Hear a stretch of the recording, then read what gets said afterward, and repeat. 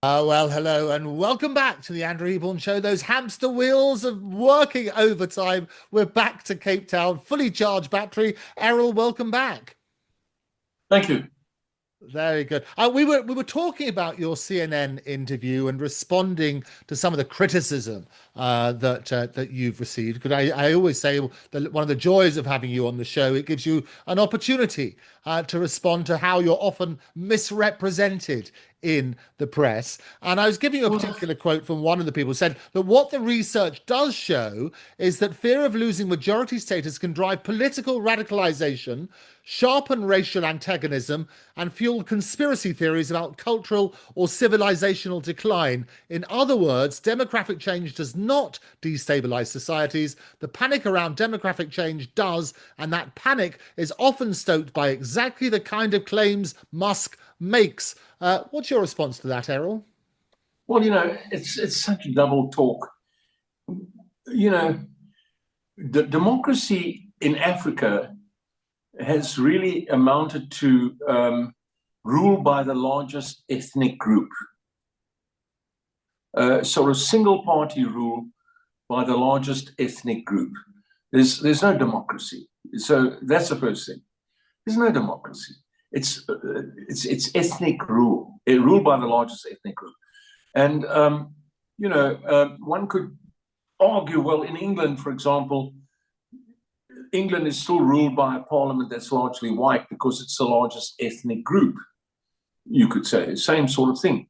So, there's no doubt. I mean, if England continues importing people from the third world, in due course, they will be the largest ethnic group, I imagine, and then you'll have a parliament like ours, which is all black, and you'll all be second-class citizens yourselves in your own country.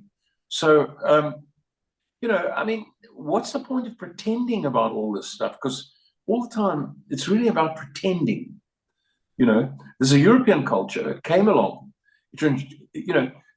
These people in South Africa came at me heavily last week over this CNN thing, how great South Africa was before the white people came. So then I gave them some historical information, which is available on various sites, how the Zulus, for example, massacred 7 million people as far up as Tanzania. How they left the tableland, which is the highland where Johannesburg is and so on, denuded of human life. That's so that when the Dutch settlers first came there, they found an empty country, the place was empty. The Zulus had cleared everybody. There were nobody else. The Sutus had managed to hide up in the mountains, but no one else could escape them.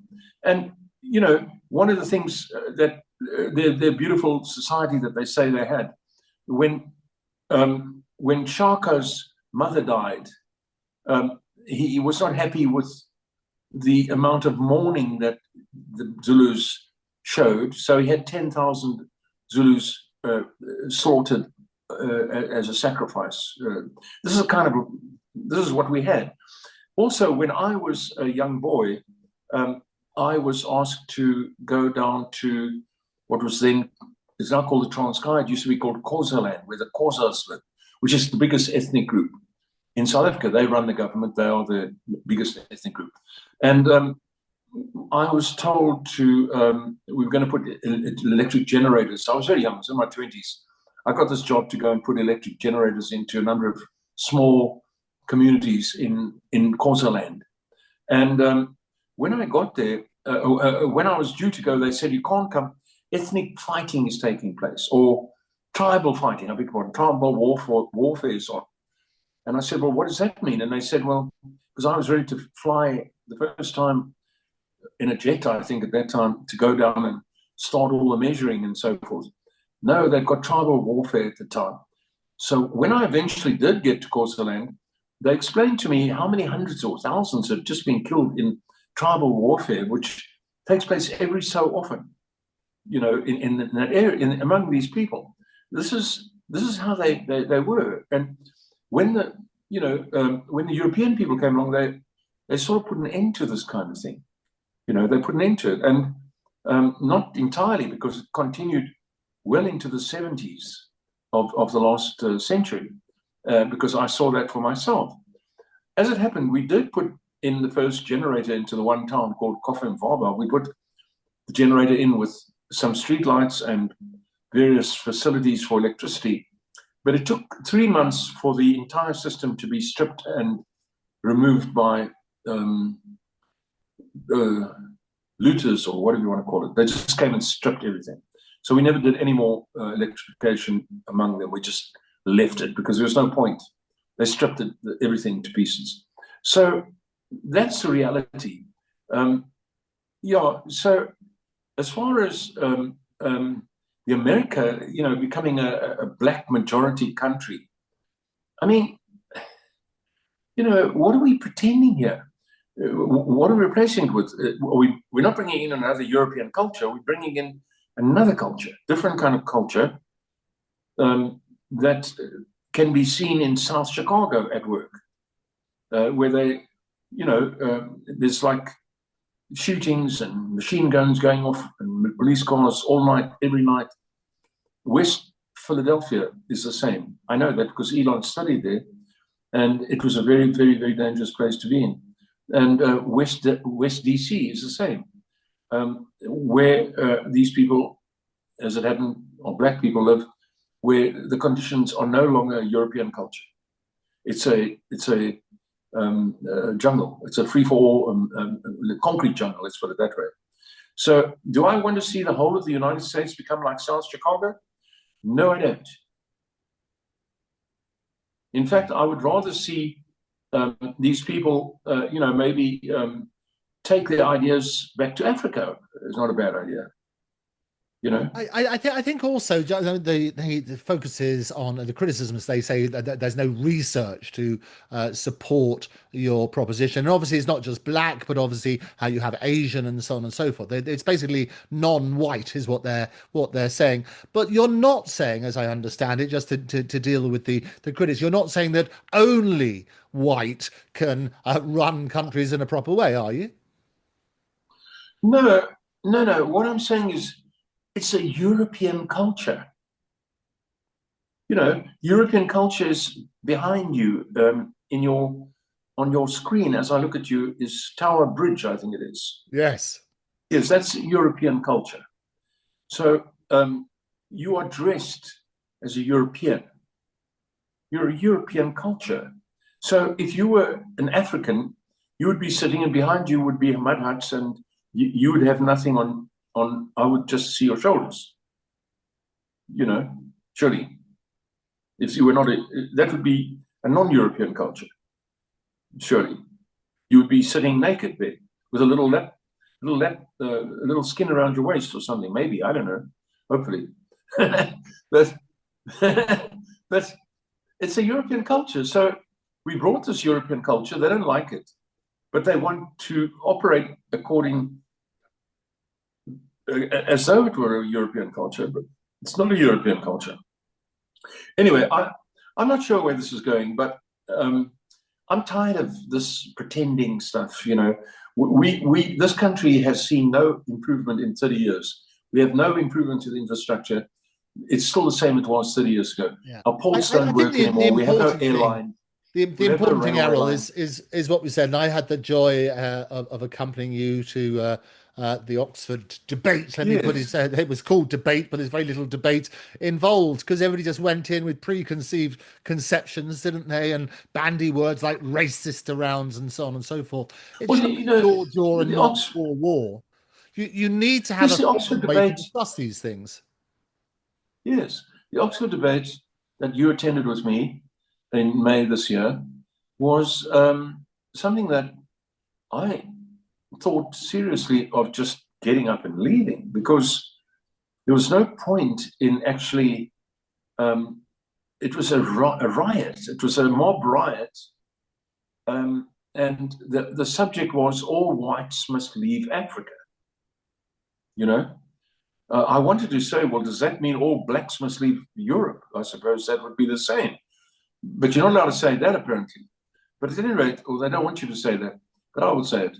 And so that Oxford debate was a joke. I mean, I don't know what to say to them. They had been so incredibly rude in their speeches, denigrating me and every and all white culture and all European culture, and how we are the cause of all the problems in the world, all their problems, and they're all screaming in unison in the audience, saying, "Yes, that's it, that's it, that's it." I mean, anyone looking at it, would come to the conclusion Oxford's had it if that's what's happening Yeah, at well, it Oxford. wasn't. What I found disappointing is that it wasn't a debate. It wasn't let's turn No, around, let's look at the evidence, let's listen to both sides, let's keep an open mind in case you want to change our mind, because that's what you expect from one of the best or the renowned education establishments in the world, isn't it? yes, but why did they all turn up in Western clothes? Why didn't they come in loincloths and stuff, bare feet and loincloths? Why would they come in tailored suits and say all those things as though they were European? They're not. So they wanted to do away with the Europeans. They want to wear European outfits and everything, and they want to be in a European university that's been there for 800 years or something. I mean, it doesn't make any sense. And after the debate, no sooner had the debate ended at Oxford than the very people who had just been insulting me up and down, up and down, up and down, came over to have their photograph taken with me. Yeah. Could we please have our photograph with you? I thought, well, what the hell? You know, I mean, what? You know, I mean, you come over to Oxford, you tell Oxford they're a bunch of no goods, are all useless. What are you doing there? Go back to where you come from and set up a new university in Africa, which along the lines of what you have in mind. Yeah. Why are you coming to Oxford with this stuff? But a lot of it is pretending that. So I think it's time to stop pretending and face the facts. In England today, you have a government now which clearly does not represent the will of the British people. I mean, it clearly does not represent the will of the British people. How it got into power is beyond me. I don't understand it. I was told nobody voted or something, or people didn't vote. But the point is, you now have an anti-British government operating in Britain. It doesn't make any sense. So one talks about the birth rate. So if the birth rate in England is not adequate to replace people, and so you have to bring people from the third world to replace the population, I would think that all the money that is being spent sending money out to all these other nations around the world could have been well spent if it had been placed with young families in England to enable them with grants and so forth to have children. And so with every child you get, you have a certain grant, and you are able to improve your living conditions through the help of the older community, more established community. That would have made more sense to me to bring the birth rate up to 2.3 or something like that, But yeah, so I have, like anybody else on the subject, it's difficult not to get rattled. You must try and keep calm and try and think in a calm way. But the way the things are being thrown at you, it's difficult to do that. It's difficult. We have the advantage now, thank God, of Trump being in power in America and the Americans being behind him. I was there. I never saw anybody who didn't support Trump, 100% behind Trump, apart from maybe odd people who don't fit in somewhere along the line, somewhere there, but I didn't meet any of them. I only met people who were for Trump. And that was everywhere. And that included also many Chinese Americans and people like that. Anyway, the thing is, Trump has said no more to giving free money to these African countries, which doesn't go to the place it's intended to. It goes into their pockets. And then we pretend that they're using it properly. We pretend. But that's no good. you can't keep on pretending. There's a point at which you can't pretend anymore. And you get to the point of the old fairy story, or whatever you call it, nursery tale of the king has no clothes, where eventually some little boy says, hey, wait a minute, the king hasn't got any clothes on. But up to that point, we've been pretending he's the well-dressed man. So, I think we've reached a point now where we have to start questioning things. I'm not opposed to blacks taking on European culture. I'm very happy if they want to, and I'm very happy if they will abide by European standards. And I would be very happy too if they should show me some of their standards, which I think we could adopt. I would not be opposed to that. Show us some of their cultural standards we should adopt. And I would say that in countries like this, where I am, South Africa, everything would work very much better, not very much better, hugely better, if people were appointed to positions of power and control that had the qualifications necessary for those positions. So absolutely, and it's something that you and I have discussed many times, is that what the world should be, we need to be blind to this, is we need a meritocracy. And that's the honest thing. As long as you can do the job, you can get it. It's not just a DEI appointment. You have to turn around and say, if you can do the job, then you can get it. Doesn't matter what color, creed, anything else. If the only criteria is, can you do that job? Well, yes. I mean, let's take the simple matter of assuming you had a legal argument with one of your partners, maybe even, I wouldn't go so far as to say one's domestic partner, but let's say a partner. So somebody takes you to a lawyer and they say to you, this is a lawyer, he's not very good. And he has very little experience. In fact, he has no experience at all. And but on the other hand, we've given him the title of lawyer, and we'd like you to use him for your case. I mean, if you've got no brains at all, you might say, oh, okay. But if you have a slightly little brain, the brain will say, hey, wait a minute. What if I lose under this guy? Yes. Oh, then you've lost everything. So, well, I'm not having him then. I want, and you could go to things which are more easier to understand. Your pilot is absolutely. Someone or your doctor, if you turn around, you don't want a brain surgeon who can't do it. Are you happy with that? No, I want to get off. I've been flying for 50 years. 80% of the men I started flying with are dead, killed flying because of their antics. That's because their own fault, killed because of their antics flying. So out of 100 people I knew maybe 55 years ago, 80 are dead. And I know about flying. And so if I were to take flying as one example, I would like to know that the person up front who's piloting the plane is vastly better than me at what he's doing. And not because he was given the job because his friends thought he might like to have that job. And so forth, So it goes all the way through society. You've got to. I think as you and I absolutely agree on that sort of stuff. And what I say, always try to be fair to all the guests to make sure your views are represented. Just finally, Errol, one of the things that's been widely quoted, and I'm assuming it's incorrect, but they say the truly astonishing part of your CNN interview was your insistence that apartheid did not oppress black people because you personally did not witness that oppression. Is that really your view? Yes, I grew up in South Africa from the age, I was born in Pretoria, but I grew up in Hillbrow, which was a melting pot of immigrants, where there were really only people who spoke English. Of course, there were French, German, and so on, but the only language was, until I was 10 years old, was English. I never heard of the Afrikaans people. I went back to live in England with my mom, who was born in England.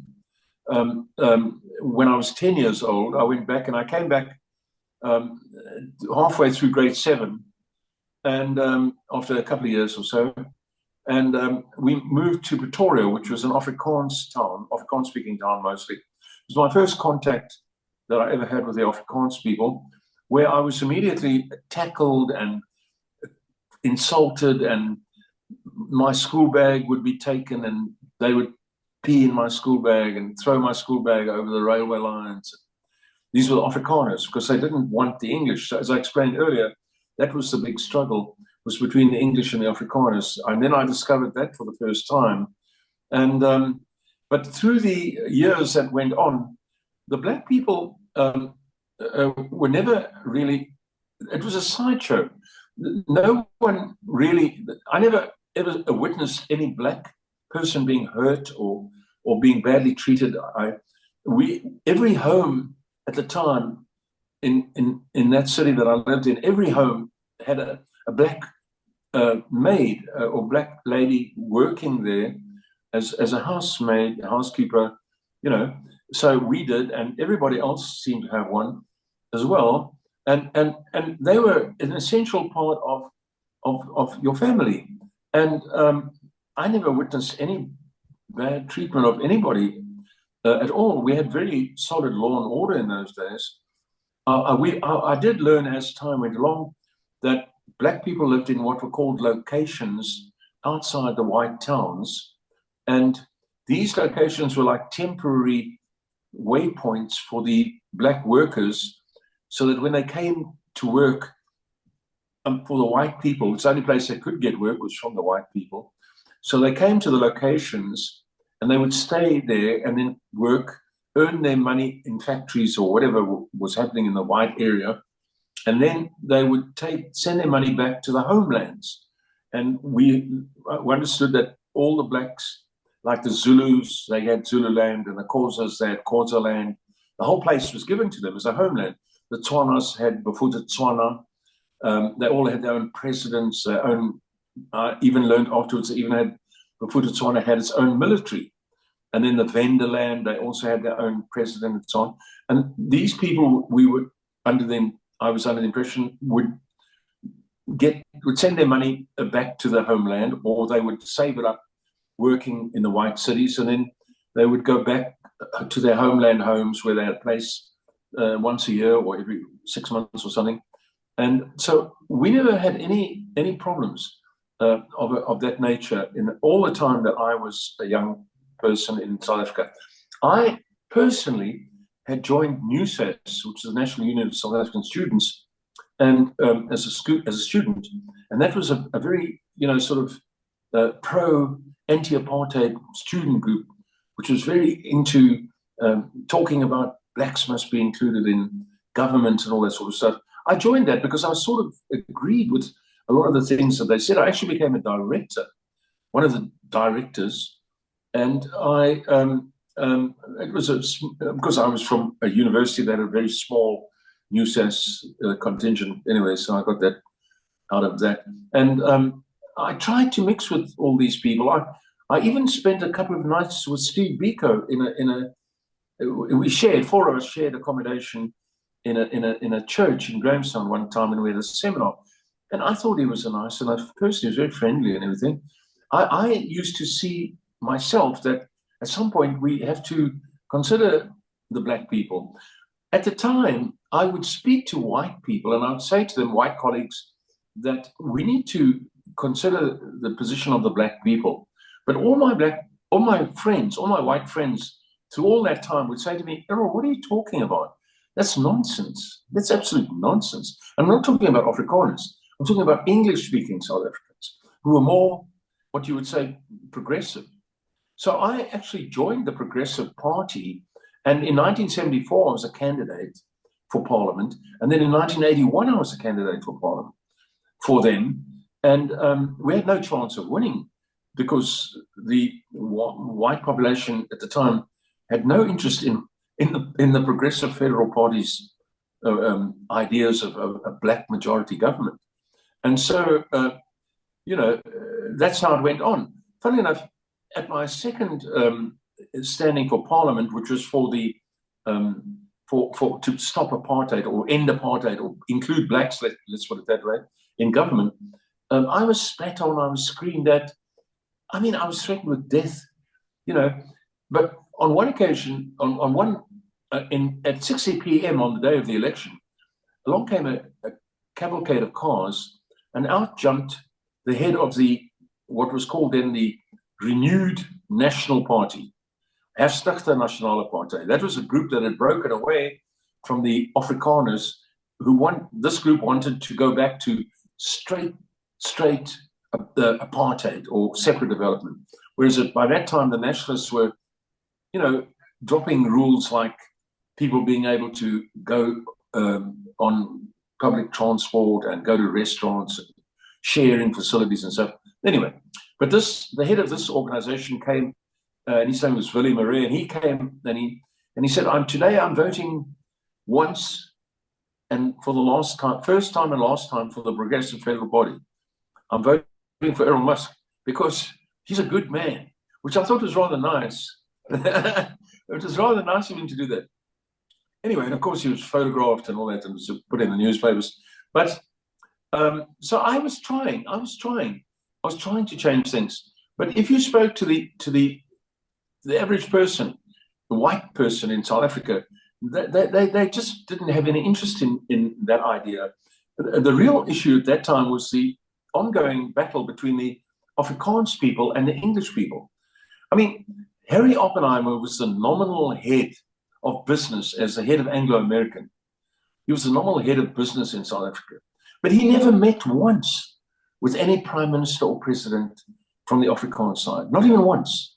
There were separate nursery schools for English and Afrikaans. The English had nursery schools, the Afrikaans had nursery schools. There was an English primary school, an Afrikaans primary school. There was an English high school, the English Afrikaans high schools. There were Afrikaans universities, there were English universities. Everything was kept separate. The Afrikaners went so far as to include separate development to include white people. So they wanted the English people to pursue their own world while they pursued their world. And that is something that people seem to have missed and forgotten about. And today, the two white groups, which hated each other, by the way, hated each other with a vengeance, starting way back in the 1800s. There were wars, and the English forced themselves on the Transvaal Republic, and so forth, by military force, and forced the Afrikaners into a world that they didn't want. But that was the world that I lived in, and the black people were never a part of that. They came to work for us. I had many blacks working for me. No one ever said anything bad to anybody. I don't recall anything of the nature. So when I said to CNN, I'd never seen any oppression, I meant it. I'd never seen any oppression. Never seen it. But at the same time, as you say, you were one of the very early ones campaigning and at a risk to your own safety. So clearly, some oppression took place, even though you yourself didn't see it. And just so people don't misrepresent you, you were absolutely campaigning for rights and so on and so forth. It is a debate that will continue. I know you've been invited on many more channels to justify your views, and you will come back here, which is so important. It's always a pleasure. Errol Musk, thank you very much for joining me. Okay. Hi, my name is Errol Musk. I'm Elon's and Kimball's dad, and of course I can't leave my daughters out and my little boy Rush. I have learned to love the Andrew Eborn show. Andrew's a person who really is a good reporter. He gets it out of everybody, and I encourage you to watch the Andrew Eborn show whenever you can.